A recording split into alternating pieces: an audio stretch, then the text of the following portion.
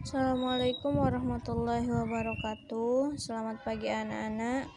Kita lanjut hari ini pembelajaran daring ya. Masuk ke buku tema 3 yang berjudul Benda di Sekitarku. Jadi di dalam cover ini bisa anak-anak lihat banyak sekali terdapat benda-benda ya. Di antaranya benda itu ada benda hidup dan benda mati. Kemudian bentuk-bentuk bendanya juga berbeda ya. Misalnya benda hidup atau makhluk hidup ya, ada manusianya. Kemudian benda mati ada kursi, ada meja ya, kemudian ada papan catur, ada mistar dan lain sebagainya. Kemudian bentuk-bentuk benda juga beragam, ada bentuk segitiga, kotak ya, kemudian persegi panjang, begitupun juga dengan warna. Berarti banyak sekali beragam bentuk benda-benda di sekitar kita. Kita masuk ke subtema 1 pembelajaran 1 ya. Pembelajaran 1, ayo membaca benda-benda di sekitar kita. Itu bisa juga anak-anak baca sendiri ya. Apakah benda itu? Manusia, hewan, dan tumbuhan merupakan benda. Batu, gelas, dan buku juga benda. Dapatkah kamu melihat perbedaannya? Manusia, hewan, dan tumbuhan merupakan benda hidup. Sementara batu, gelas, dan buku merupakan benda mati. Benda adalah segala sesuatu yang menempati ruang dan mempunyai massa. Massa benda diukur dengan cara ditimbang. Manusia, hewan, tumbuhan, batu, dan buku menempati ruang. Benda-benda itu juga dapat ditimbang. Bagaimana membedakan benda dengan bukan benda? Apakah cahaya termasuk benda? Bagaimana dengan panas? Cahaya dan panas bukanlah benda.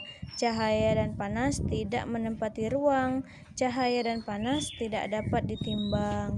Jadi benda itu menempati ruang dan bisa ditimbang, sedangkan yang bukan benda itu tidak menempati ruang dan tidak dapat ditimbang.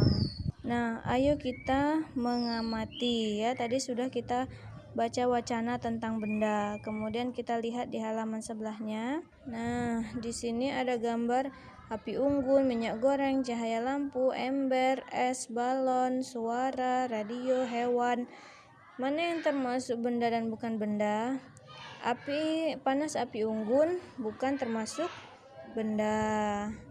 Kemudian apalagi yang bukan benda? Suara ya. Kemudian cahaya lampu. Sisanya adalah benda karena menempati ruang ya. Misal minyak goreng menempati ruang botol dan bisa ditimbang.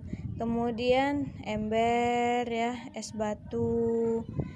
Kemudian juga balon ya, radio dan hewan. Nah, sekarang kita sudah dapat membedakan benda dan bukan benda. Perhatikan benda-benda di sekelilingmu. Benda-benda mempunyai warna, bentuk, dan ukurannya tersendiri. Benda-benda dapat dikelompokkan berdasarkan sifat fisiknya. Sifat fisik benda misalnya warna, bentuk, kekuatan, wujud, dan ukurannya. Lihat di sini. Ukuran benda yang ada di sekitar kita mempunyai beragam ukuran. Ada yang besar dan ada yang kecil. Ada yang panjang dan ada yang pendek. Contohnya lemari, bentuknya besar dan tinggi. Kemudian ada ban, bentuknya lingkaran, dan seterusnya. Kemudian bentuk benda-benda di sekitar kita mempunyai beragam bentuk. Perhatikan bentuk-bentuk benda di bawah ini. Ada yang berbentuk lingkaran, segitiga, persegi ya.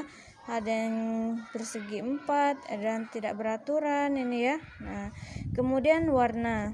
Benda di sekitar kita mempunyai beragam warna. Perhatikan warna-warna benda di bawah ini ya. Ada warna biru, abu-abu, ungu ya, banyak. Nah, itulah ya beragam benda di sekitar kita mempunyai ukuran, bentuk, dan warna. Sekarang kita lanjut di halaman 6 bagian ayo mengamati. Apakah kamu pernah melihat benda-benda di bawah ini? Ada penggaris, ada meteran ya, berbagai jenis meteran. Nah, benda-benda di atas merupakan kelompok dari keanekaragaman jenis benda. Benda-benda di atas dikelompokkan menurut fungsinya, yaitu alat untuk mengukur. Setiap alat ukur mempunyai satuan.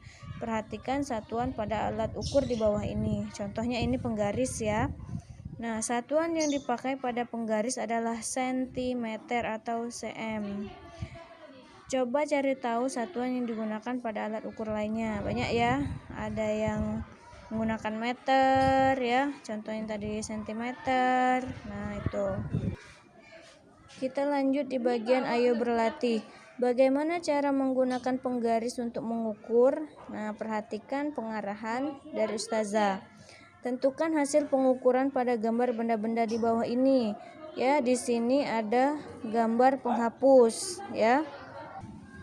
Alat ukur itu biasanya dimulai dari angka 0 dan seterusnya ya.